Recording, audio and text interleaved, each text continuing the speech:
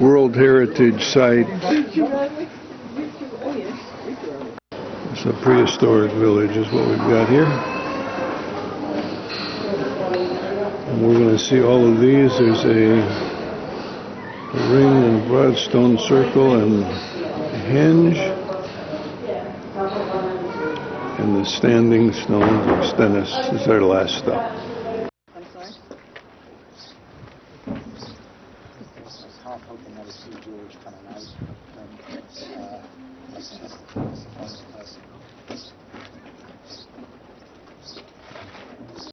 I'm inside the replica house now.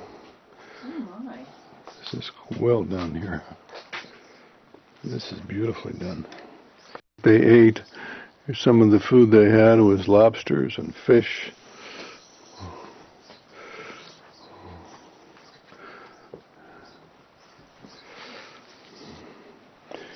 Crabs. They must have found live crabs in little pots on the floor.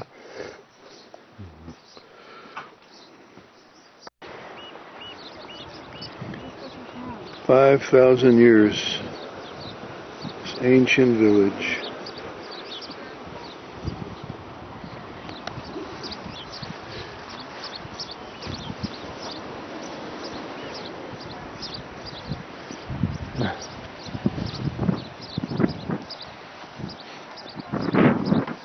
We saw the lobsters, there was shellfish, crabs, a lot of good food here.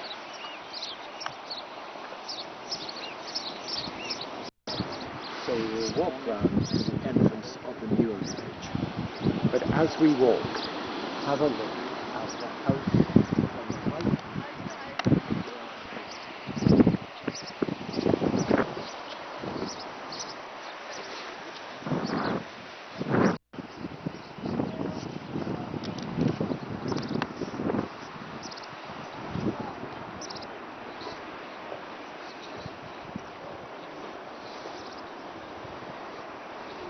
Straight out in bed.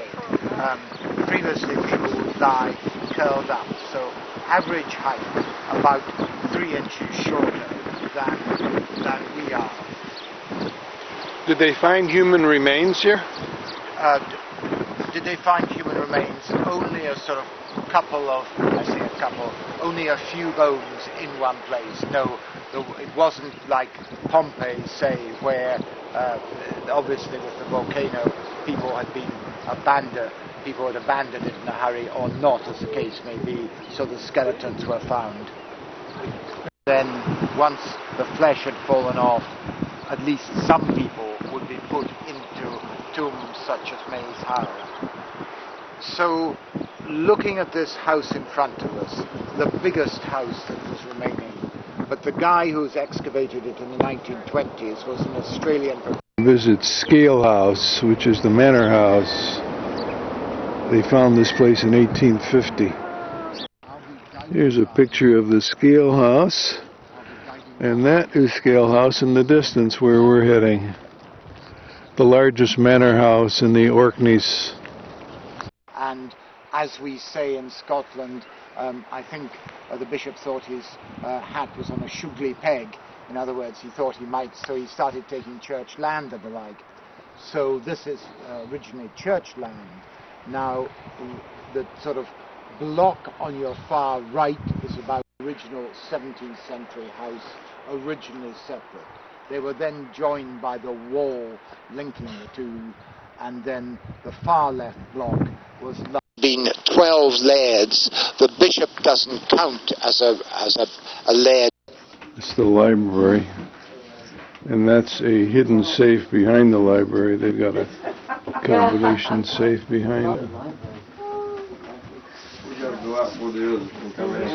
There's a sunken garden out there. Okay, I've just been in the replica house. It's patterned after one of the number 7 house in the ruins, and they think they had grass roofs. And they put a lot of covering around the outside. It's probably got about 30-40 square feet of rooms inside. Much lower doors than they allow the current people. They had to almost crawl through into the living space. But I wanted to get a shot of the ocean, or the lake that leads to the ocean. The guide has made a mention several times that when you head out to the ocean here, the next land you hit is Newfoundland, 3,000 miles away in Canada. So that's the open ocean that these people were facing. A lot of game, a lot of lobsters and fish, and probably an easy lifestyle. And this is why it's a World Heritage Site. 5,000 years ago, people were living in a very civilized manner. All the way up to where that flag is. Another view of the manor house. The, whatever they were, the Skye or Skaill family. And here's the replica house. When I wanted to catch these bulls, the bulls were all in a close-knit circle a few minutes ago. Now they're beginning to wander away. I wonder if there's a lead bull among all of these animals, some very handsome black bulls. As great gusts of wind roar along the shore at Skaill Bay, they rent the grass from the high sand dune known as Skara. What was revealed proved to be one of the most remarkable discoveries of our time. For beneath the dune lay the ruins of a 5,000-year-old village, a village older than the ancient pyramids of Egypt, or the mighty monument of Stonehenge. It's the Ring of Broadgar. There's 27 standing stones, originally 60. They dug out this ditch. Let me try to get this. Digging archaeological excavation that has gone on, where they've found that one section was beautifully carved out, the other section wasn't.